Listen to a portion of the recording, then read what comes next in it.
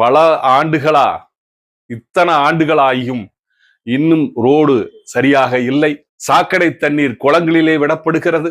குளத்துல சாக்கடை தண்ணிய மாநகராட்சியே உள்ள விட்டு குளத்தை நிறைக்கிறதுனால குளத்துல தண்ணி இருந்தாலும் இங்க ஒரு 1/2 கிலோமீட்டர்ல போர்வெல்ல தண்ணி வத்திருச்சு, தண்ணி ஊறமாட்டேங்குது. அப்போ இயற்கை சங்கிலியை நாம் உடைச்சிட்டே இருக்கிறோம். அதே போல குப்பைகள் எல்லாம் கண்ட இடங்களிலே போடப்படுகிறது. பல நாள் பிரச்சனையாக இங்க வெள்ளலூர் குப்பை கிடங்கிலே குப்பைகள் கொண்டு வந்து போடுகிறார்கள்.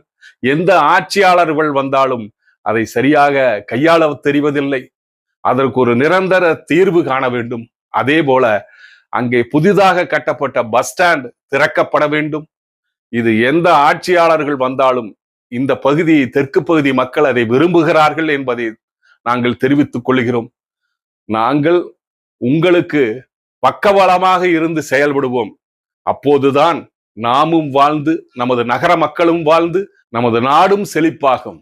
அதனால் நான் இந்த நாட்டின் இந்திய குடிமகன், தமிழ்நாட்டு குடிமகன் என்று நாம் உணர்ந்து செயல்பட வேண்டும்.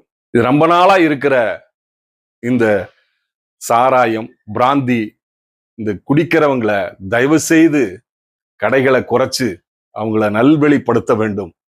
அப்போதுதான் அந்த குடும்பங்கள் மேலோங்கி வரும். இதை உணர்ந்து செயல்படுங்கள்.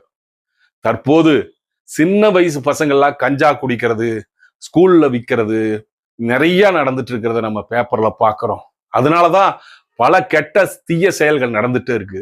அதற்கு ஒரு நல்ல தீர்வு வாழ வேண்டும். வரும் ஆட்சியாளர்கள் இதை மனதில் கொண்டு செயல்பட வேண்டும் என்று கேட்டுக்கொள்கிறோம். ஆகவே அனைவரும் இந்த 23ஆம் தேதி போய் ஓட்டுச்சாவடிக்கு போய் ஓட்டு போடுங்கன்னு கோவை தெற்கு வளர்ச்சி கூட்டமைப்பின் சார்பாக வேண்டி விரும்பி கேட்டுக்கொள்கிறோம். நன்றி, வணக்கம். தேர்தல் அன்னைக்கு காலை 7 மணிலேருந்து மாலை 6 மணி வரைக்கும் ஓட்டு போடலாங்க. ஓட்டுச்சாவடிக்கு நுழையும் முன் வரிசையாக நிற்கணுங்க. ஓட்டுச்சாவடிக்கு அலைபேசி அனுமதி இல்லைன்னு சொல்கிறாங்க. தேர்தல் பணியாளரிடம் சுவிட்ச் ஆஃப் செய்து உங்கள் அலைபேசியை ஒப்படைத்து டோக்கன் வாங்கிக்கலாமுங்க. 3. ஓட்டுச்சாவடிக்குள் நுழைந்த பின் முதல் அலுவலர் உங்கள் அடையாள அட்டையை, பூத் ஸ்லிப்பை சோதிப்பார். உங்கள் பாகம் எண், வரிசை எண்ணை உறக்க படிப்பார். அதை வேட்பாளர்களின் ஏஜென்ட்டுகள் சரிபார்ப்பார்கள்.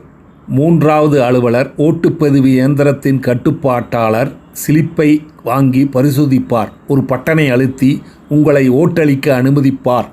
மின்னணு ஓட்டுப்பதிவு இயந்திரத்தின் விருப்பமான வேட்பாளருக்கு நேராக உங்கள் பட்டனை அழுத்த வேண்டும். பீப்பொலி கேட்கும். விவி பேட் மிஷின் நீங்கள் அழுத்திய சின்னத்தை காண்பிக்கும். நீங்கள் ஓட்டளித்து விட்டீர்கள்.